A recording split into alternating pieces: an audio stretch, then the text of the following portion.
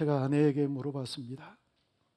2, 3년 전에 했던 설교인데 지킬 박사와 하이드라고 하는 얘기가 기억이 나느냐? 고개를 갸우뚱가리더니 조금 기억이 난대요. 그래서 얘기했지요. 그걸 기억하면 어떻게 하느냐? 오늘 또 얘기를 해야 되는데, 전주 온누리교회에서 갈라디아서를 강해할 때 했던 얘기입니다. 갈라디아서 강해하면서 그렇게 얘기를 했었지요. 요즘 목회자들이 갈라디아서는 강해를 잘 안 합니다. 왜냐하면 교회가 갈라지니까. 근데 그때 당시에 교회가 갈라져야 했었거든요. 건강하게 분립하기 위해서 준비해야 됐던 때라 갈라디아서를 강해했고, 또 그 강해할 때 했던 얘기들을 오늘 또 새롭게 조명해서 함께 말씀을 나누려고 합니다. 지킬 박사와 하이든라고 하는 책이 있지요. 여러분, 이 책 표지만 봐도 이게 인간의 이중성, 인간이 어떻게 양면성을 가지고 있는가를 그냥 알아차릴 수 있는 게 바로 이 책 내용입니다. 지킬 박사라고 하는 분이 훌륭한 의사 선생님이셨어요. 지역에 있는 많은 사람으로부터 존경을 받는 그런 인물이었거든요.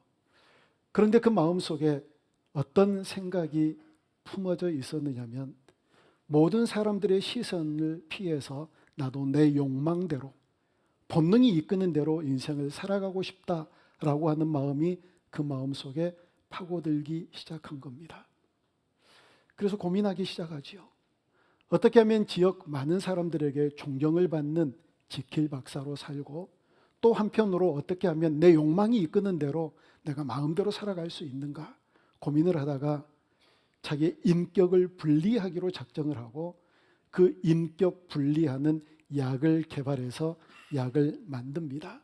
그래서 약을 하나 먹으면 아주 존경을 받는 지킬 박사가 되고, 또 하이드가 되는 약을 먹으면 자기 욕망대로 살아가는 그런 하이드라고 하는 인물로 완전히 인격이 분리돼서 두 종류로 인생을 살아가게 된다는 얘기예요. 이렇게 변합니다. 약을 먹는 것에 따라서.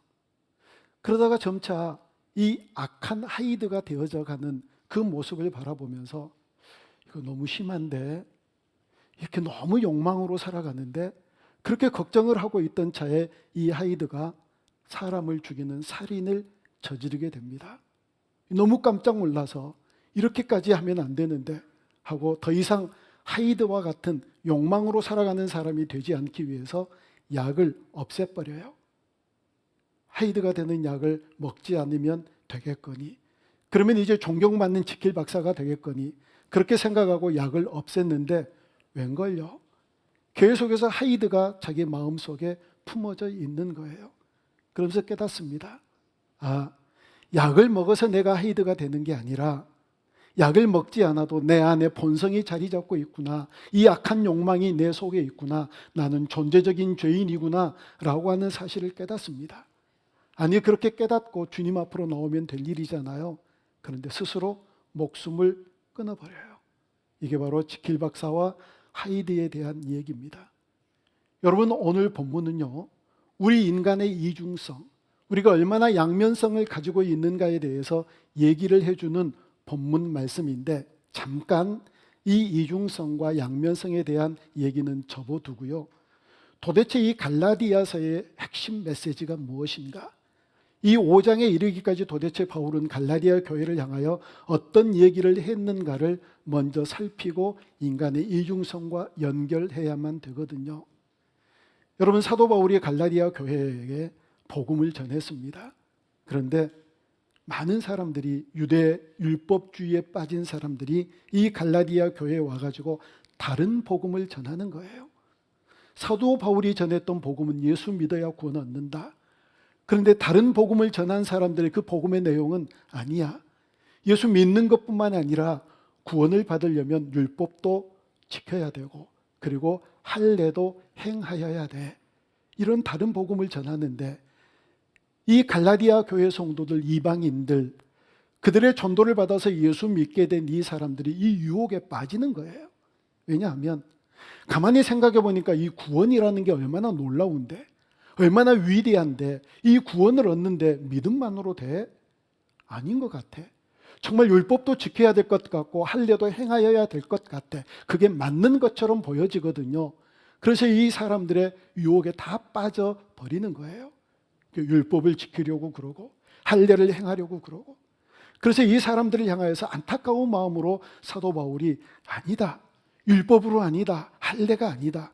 오직 예수님만을 믿어서 구원을 얻는 것이다라고 하는 내용이 갈라디아에서의 핵심 내용이에요.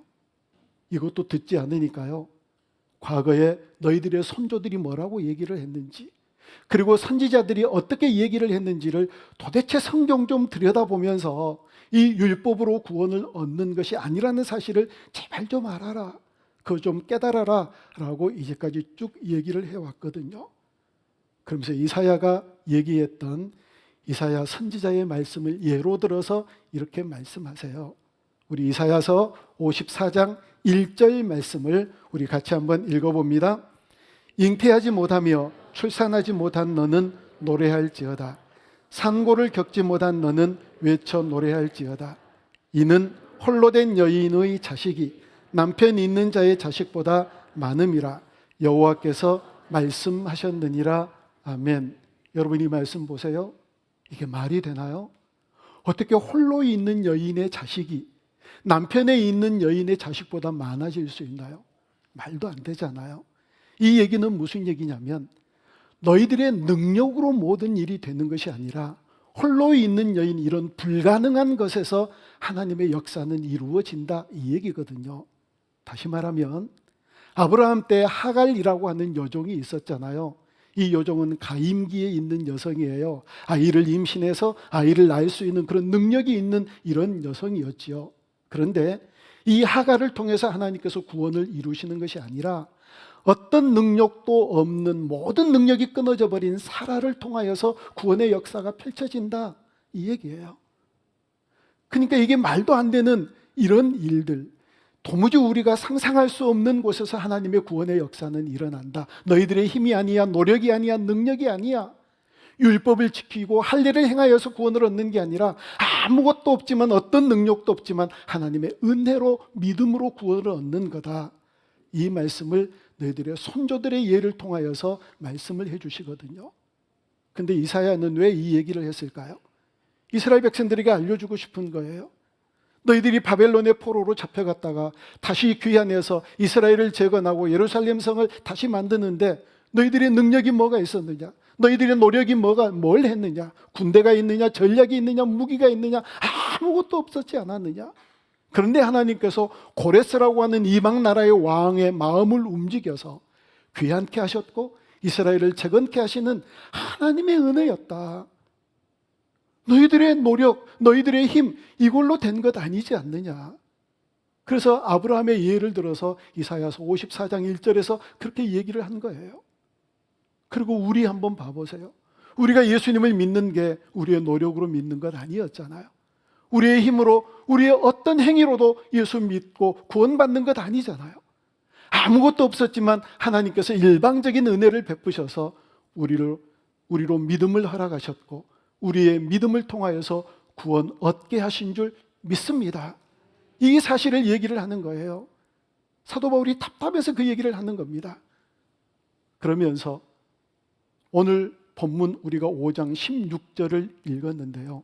5장 1절에서 어떻게 얘기를 시작하는지 우리 5장 1절 말씀을 같이 읽습니다. 그리스도께서 우리를 자유롭게 하려고 자유를 주셨으니 그러므로 굳건하게 서서 다시는 종의 멍에를 매지 말라. 아멘. 다시는 율법의 종의 멍에, 율법의 멍에를 메고 율법 지켜야 되는데 아이고 나는 못 지키네, 뭐 이런 식으로 살지 말라는 거예요. 사도 바울의 답답한 마음이 어디에 있었는지 아세요? 너희들이 율법 많이 안 되매, 율법 박사래매, 율법이 뭔가 안 되매. 근데 율법을 지켜가지고 뭐가 되든? 아니 해보니까 안 되지 않았느냐? 율법으로는 안 된다는 사실을 알았지 않았느냐? 그래서 율법의 종의 멍에 다시는 매지 말라. 아니 이렇게 5장 1절에서 시작해놓고 5장 13절에 보면 뭐라고 얘기를 하고 있느냐면 그러면서 너희들이 사랑으로 종 노릇하라, 이렇게 얘기를 하고 있는 거예요. 종의 멍에를 벗어라 라고 얘기를 해놓고 또 사랑의 종이 되라, 종 노릇하라. 그렇지, 율법과 사랑은 다른 거니까 율법은 종의 멍에를 매지 말고 사랑으로는 종 노릇하고, 다르니까 그럴 수 있지, 이게 아니거든요. 여러분, 율법은요, 예수님이 율법에 대해서 정의를 하셨어요. 율법을 한마디로 뭐라고 얘기하느냐? 하나님 사랑과 이웃 사랑. 이게 예수님이 율법을 향한 정의예요. 그러면 율법은 사랑이에요. 율법의 종의 멍에를 매지 말라 해놓고 율법의 사랑의 종 노릇하라, 이게 궤변처럼 여겨지잖아요. 이게 사실 말이 안 되는 거잖아요. 이건 어떻게 설명을 하면 좋으냐면요, 탕자가요, 탕자로 삶을 살다가 아버지 집으로 돌아왔어요. 아버지 집으로 돌아올 때 탕자의 마음속에 어떤 바람이 있었지요? 우리 아버지가, 내가 아버지의 집으로 돌아가지만 아버지가 나를 아들로 받아들이는 것, 이건 너무 염치 없는 일이고 그냥 나를 종으로 받아주셨으면 좋겠어. 그러면 적어도 돼지 쥐염 열매를 먹고 살아가는 그런 인생은 안 될 거 아니야. 먹고 사는 문제는, 자는 문제는 해결될 것 아니야 하고 아버지에게 나를 종으로 삼아달라고 아버지에게 돌아갔거든요. 자, 그래서요, 그러면 이 탕자가 아버지 집으로 돌아갔는데 아버지가 종으로 맞아들이지 않고 내가 너의 모든 과거를 용서하고 너를 아들 삼겠다라고 하셨어요. 그러면 이 탕자는 아버지의 집에 들어가 가지고 아무 일도 안 하고 놀고 먹고 그렇게 사나요? 아니잖아요. 집 나가지 않았던 형이 일을 했잖아요. 집 나가지 않고 열심으로 아버지 집에서 함께 일했던 형이 열심히 일하고 집에 돌아와 보니까 막 집안에서 잔치 소리가 벌리고 풍악이 울려지고, 이게 무슨 소리야 물어보니까 동생이 돌아왔대요, 이렇게 얘기하잖아요. 아니, 탕자 아닌 형도 집에서 일하고 있었어요. 그럼 탕자가 집으로 돌아가 가지고 아들로 맞아 주었으니까 일 안 하고 그냥 맨날 띵가띵가 노나요? 아니잖아요. 또 일해야 되잖아요. 도대체 뭐가 다르지요? 종으로 받았을 때는 종으로 일하지만 아들로 받았을 때는 아들로 일을 하는 거예요. 이게 다르다는 겁니다. 이 넌센스를 풀기 위해서 성경이 우리에게 정확하게 얘기를 해주는 말씀이 있는데, 호세아서 11장 4절 말씀을 우리 같이 한번 읽어봅니다. 내가 사람의 줄, 곧 사랑의 줄로 그들을 이끌었고 그들에게 대하여 그 목에서 멍에를 벗기는 자 같이 되었으며 그들 앞에 먹을 것을 두었노라. 아멘. 이 성경 말씀 보십시오. 사랑의 줄로 이끌어요. 그 목에서 멍에를 벗기는 자 같이, 벗겼다는 얘기 아니에요. 벗기는 자 같이, 이 얘기는 사랑의 줄로 이렇게 이끄는 것은 어떤 것과 똑같으냐면, 여러분, 어떤 짐승들을 이끌어 갈 때 오죽 말을 안 들으니까 코를 뚫잖아요. 그리고 꽉 매가지고 데리고 오잖아요. 근데 사랑의 줄은요, 느슨하게 안 되는 거예요. 줄이 벗겨진 거 아니에요? 이 줄이 바뀐 거예요. 전에는 꽉 매어서 꼼짝달싹 못하게 주인이 하라고 하는 대로 종으로 인생을 살았는데, 이제는 사랑의 줄이 돼가지고 이 줄이 느슨하게 되어서 얼마든지 먹을 수도 있고 편하게 됐다는 얘기예요. 그러니까 율법의 종 노릇하지 말고 사랑의 종 노릇하라 하는 이 얘기는 정말 우리가 하나님의 자녀된 아들로서, 하나님의 아들, 딸들로서 사랑에 매여서 인생을 살라는 얘기예요. 이게 얼마나 놀라운 축복인데요. 자, 그러면 사랑의 종 노릇하며 사는 게 어떻게 사는 걸까요? 오늘 본문 16절 우리 다시 한번 같이 읽어봅니다. 내가 이르노니 너희는 성령을 따라 행하라. 그러면 육체의 욕심을 이루지 아니하리라. 아멘. 사랑의 종 노릇하기 위해서 성령을 따라 행하여야 된대요. 육체의 욕심을 따라 살아가는 것이 아니라 성령을 따라 행하는 사람들이 사랑의 종 노릇하며 하나님의 자녀된 본분을 다하며 살아가게 될 줄 믿습니다. 따라 살아간다, 따라 살아간다. 성령을 따라 살아간다. 따라간다. 놀이공원에 가면은요, 아이들이 엄마에게 이렇게 붙잡혀서 가잖아요. 엄마 손을 잡고 따라가요. 엄마 손 아니면 어떤 아이들은 또 엄마 치맛자락을 붙잡고 계속 따라가지요. 그런데 이 치맛자락 잡고 손 붙잡고 따라가는데 저쪽에서 벤치에 어떤 아저씨가 앉아가지고 사탕 하나를 들고 엄마를 따라가는 꼬마에게 일로 와봐, 사탕 줄게. 그러면 이 아이가 그 사탕 본 아저씨를 딱 바라보면서 고개를 확 돌리고 택도 없는 소리 말어. 그러면서 엄마를 따라가는 애기들이 있나요? 아니에요. 엄마를 붙잡고 계속 사탕 들고 있는 아저씨 보고 따라가요. 계속 그 유혹에 그 시선이 빼앗기는 거죠. 마음도 이미 빼앗겼어요. 근데 어떻게 해요? 엄마한테 단단히 교육을 받았는데 엄마 손 놓으면 안 된다. 그러면 엄마하고 헤어진다. 엄마 옷자락 놓치면 안 된다. 반드시 엄마를 붙들고 따라와야 된다. 계속 붙잡고 따라가면서 사탕 들고 있는 아저씨를 쳐다보잖아요. 중요한 게 뭐지요? 이걸 손 놓지 않는 거예요. 우리 가운데 유혹이 얼마든지 있을 수 있거든요. 이런 아저씨 저런 아줌마들이 이런저런 것 가지고 얼마나 유혹하는데요. 그 유혹을 안 볼 수 있는, 그것마저도 예면할 수 있는 그런 성자들이 우리가 아니에요. 못 돼요. 그거 봐요. 마음이 흔들리죠. 저거 먹고 싶네, 저거 갖고 싶네 하는 그런 유혹 얼마든지 가질 수 있죠. 그러나 중요한 건 이거 붙잡는 거예요. 이건 놓지 않는 거예요. 여러분, 이게 따라가는 거거든요. 성령을 따라가는다. 여러분, 이 성령을 따라간다, 이 얘기에 대해서 우리에게 아주 잘 설명해 주는 말씀이 있는데요. 에베소서 2장 24절부터 4장 22절부터 24절 말씀을 우리 한번 같이 읽어봅니다. 에베소서 시작. 너희는 유혹의 욕심을 따라 썩어져가는 구습을 따르는 옛사람을 벗어버리고 오직 너희의 심령이 새롭게 되어 하나님을 따라 의와 진리의 거룩함으로 지으심을 받은 새 사람을 입으라. 아멘. 유혹의 욕심을 따라 썩어져가는 구습을 따르는 옛사람을 벗어버리고 하나님을 따라, 그래요. 하나님을 따라가는 거지요. 여러분, 기억하셔야 될 건요, 우리가 주님 만나는 그 순간까지 이 육체의 욕심과 하나님을 따라가고 싶은 이 마음, 이 두 가지는 끝까지 싸운다는 거예요. 없어지지 않아요, 여러분. 없어지든가요? 누가 없어지든가요? 여기 서 있는 목사는 그것 없을까요? 아니요. 똑같은 욕심이 우리 가운데 있어요. 이 안에서 아주 갈등하고 이 유혹을 받고, 아니다, 하나님 말씀대로 살아야 돼, 저 유혹도 받고 싶은데, 저 사탕도 먹고 싶은데 하는 이 두 가지 마음이 어떻게 우리 속에서 갈등하는지를 17절에서 적나라하게 우리에게 소개를 해주고 있어요. 자, 우리 17절 말씀을 다시 한번 같이 읽습니다. 육체의 소욕은 성령을 거스르고 성령은 육체를 거스르나니 이 둘이 서로 대적하므로 너희가 원하는 것을 하지 못하게 하려 함이니라. 아멘.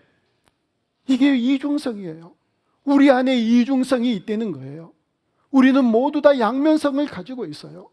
지킬 박사와 하이드가 내 속에 동일하게 있는 거예요. 존경을 받으면서 착하고 자비로운 그런 사람으로 살고 싶은 마음이 있는가 하면, 내 욕망대로 내 본성이 이끄는 대로 살아가고 싶은 하이드가 내 속에 존재하고 있다는 거예요. 이게 늘 두 가지가 싸운다는 거지요. 두 가지가 언제나 싸워요. 안 싸우신가요? 싸우지요.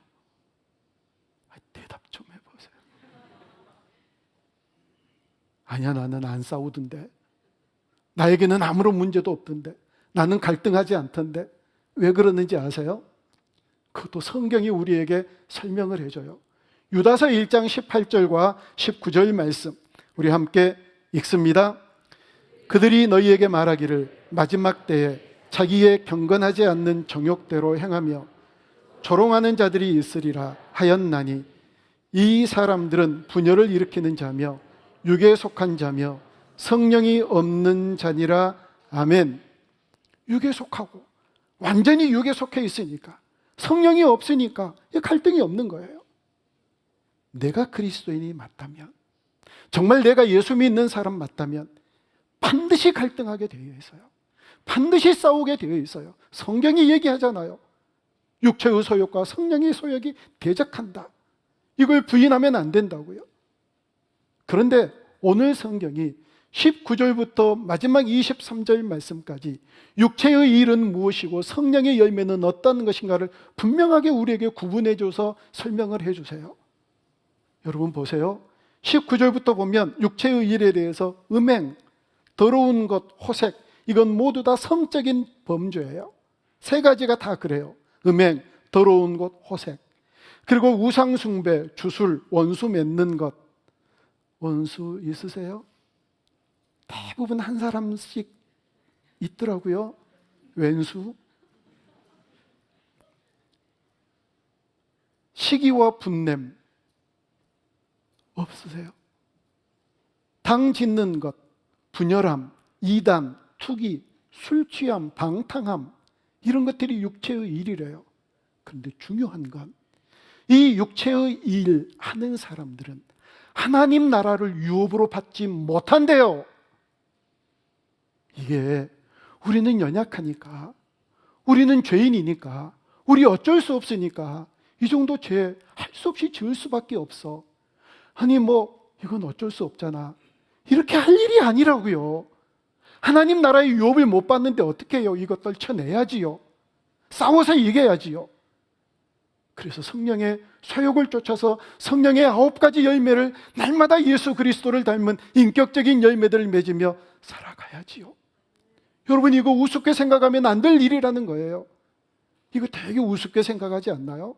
이 정도는 아니지요. 이거 결코 우습게 생각할 일이 아니라고 얘기합니다. 여러분, 오늘 설교 제목이 뭔가요? 스크루테이프의 편지와 바울의 절규. C.S. 루이스라고 하는 분이 스크루테이프의 편지라고 하는 책을 썼어요. 그런데 이 책에서 이렇게 얘기를 하고 있거든요. 내가 오늘 어떻게 하나님의 말씀을 적용하여 오늘 하루를 살아가 볼까? 그래, 내가 하나님의 말씀을 적용해서 오늘 또 말씀대로 하루를 살아가야지, 이렇게 마음을 딱 먹으면 내 안에 또 다른 마음이 이렇게 나에게 속삭인대요. 야, 점심시간이잖아. 점심이나 먹고 생각해. 그럴까? 하고 유혹에 빠져서 점심 먹고 나중에 잊어버리는 거예요. 저녁에 잠을 자기 전 침상에 누워서 오늘 나는 하루 동안 얼마만큼 우리 주님과 함께 동행하는 삶을 살아갔는가, 내 자신을 딱 점검하려고 그러면 또 다른 내야, 하이드와 같은 그런 존재가 또 속삭인대요. 안 피곤하냐? 잠이나 자고 내일 좀 생각해.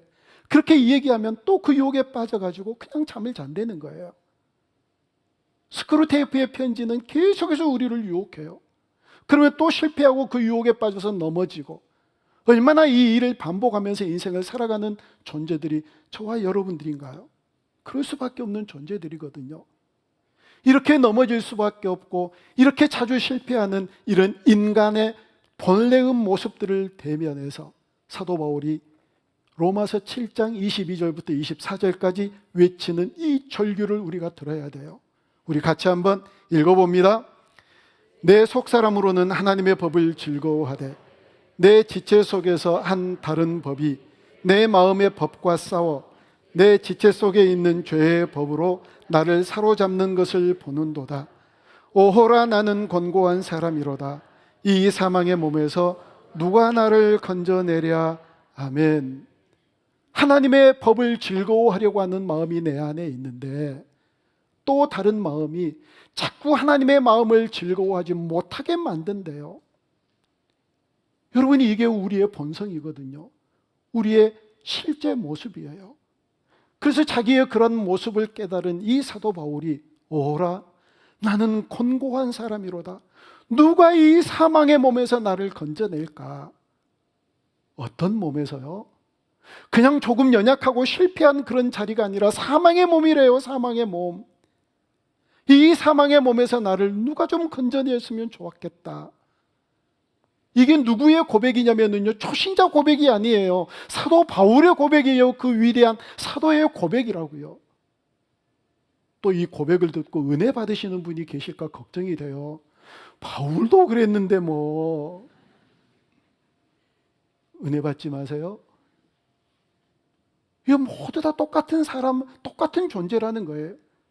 이 절망할 수밖에 없는 이 사망의 몸에서 누가 우리를 건져낼고, 중요한 것은 절규해야 된다는 거예요. 나는 이 정도밖에 안 되는구나, 누가 나를 건져줄까? 이 얘기는 누가 나 좀 건져줬으면 좋겠다지 않아요. 나 좀 건져주세요. 이 사망의 몸에서 누가 나를 좀 구해주세요. 제발 나를 이 사망의 몸에 그냥 갇혀있지 않도록 좀 꺼내주세요. 이런 절규가 우리 가운데 있을 때 주의 성령께서 우리를 건져주시고 온전케 해주실 줄 믿습니다. 절규해야 돼요. 나는 안 되는구나, 율법으로도 안 되는구나, 이것으로도 안 되는구나, 저것으로도 안 되는구나, 내 안에 하이드가 있고 지킬 박사가 있구나, 육체의 소욕이 있고 성령의 소욕이 있구나, 내 힘으로는 안 되는데 주님 나를 제발 좀 건져주세요 하고 절규할 때 우리 주께서 건지시고 성령을 따라 하나님의 법을 따라 살아갈 수 있는 놀라운 은혜 반드시 허락해 주실 줄 믿습니다. 중세의 영성의 진수라고 하는 성 버나드라고 하는 분이 계셨어요. 이분에게 어떤 청년이 와가지고 자기의 고민을 상담을 합니다. 나는 왜 이렇게 변하지 않을까요? 나는 왜 이렇게 마음이 굳어 있을까요? 나는 왜 이렇게 완고할까요? 이렇게 자기 고민을 얘기하는 이 청년에게 버나드는 이렇게 얘기합니다. 내가 변하지 않는다는 사실을 모르는 사람이, 내 마음이 굳어 있다라고 하는 사실을 모르는 사람들이, 내가 얼마나 완고한가를 모르는 사람들이 그게 문제이지, 내가 정말 굳어 있고 나는 변화되고 싶고 나는 왜 이렇게 완고한가 자기 자신을 깨달은 사람들은 얼마든지 희망이 있습니다. 이거 뭘 얘기하는지 아세요? 율법주의자들이요, 이 시대를 살아가는 율법주의자들, 내가 뭔가를 했기 때문에 나는 이것 때문에 괜찮아, 나는 저것 때문에 얼마든지 구원받을 수 있어, 어떤 것 때문에 구원받을 수 있다라고 생각하고 착각하는 이런 교만 덩어리들, 그래서 자기 자신에게 관대하고 자기 자신에게 후한 점수를 주고 언제나 자기 자신에게는 잘 용납하는 이런 사람들, 바로 그런 사람들이 문제지, 나는 왜 이렇게 변하지 않을까? 나는 왜 이렇게 굳어 있을까? 나는 왜 이렇게 완고할까? 라고 자기 자신에 대해서 절망하는 사람들은 반드시 주의 성령께서 그들의 손을 붙잡아 인도해 주실 거라는 사실이거든요. 여러분, 그래서 날마다 절규해야지요. 나 변하고 싶습니다. 나 새로워지고 싶습니다. 나 정말 그리스도를 닮고 싶습니다. 나는 왜 이 모양인지 모르겠습니다. 주님, 나를 도와주세요. 나를 살려주세요. 이 사망의 몸에서 나를 건져주세요. 그렇게 절규하며 나아갈 때 주님께서 자비한 손 우리에게 내밀어 주실 줄 믿습니다. 그 손잡고 따라가면 된다는 거예요. 유혹은 수도 없이 우리 주변에 널려 있어요. 그 모든 유혹에서 이겨낼 방법, 절규해야지요. 누가 사망의 몸에서 나를 건져낼까? 살고 싶다고, 정말 온전한 그리스도인 되고 싶다고, 정말 이대로는 도저히 계속해서 살 수 없노라고 그렇게 절규하는 주의 백성들, 긍휼을 베푸셔서 우리를 건지시고 살리시는 은혜 맛보게 될 줄 믿습니다. 세상에 수없이 많은 유혹들을 날마다 이겨내며 성령을 따라 하나님을 따라 승리하며 살아가는 우리 모두가 되어줄 수 있기를 주님의 이름으로 축복합니다. 완전하신 주님만이 우리의 연약함을 돌보시고 새롭게 하시고 우리를 이끌어 주실 것이기 때문입니다.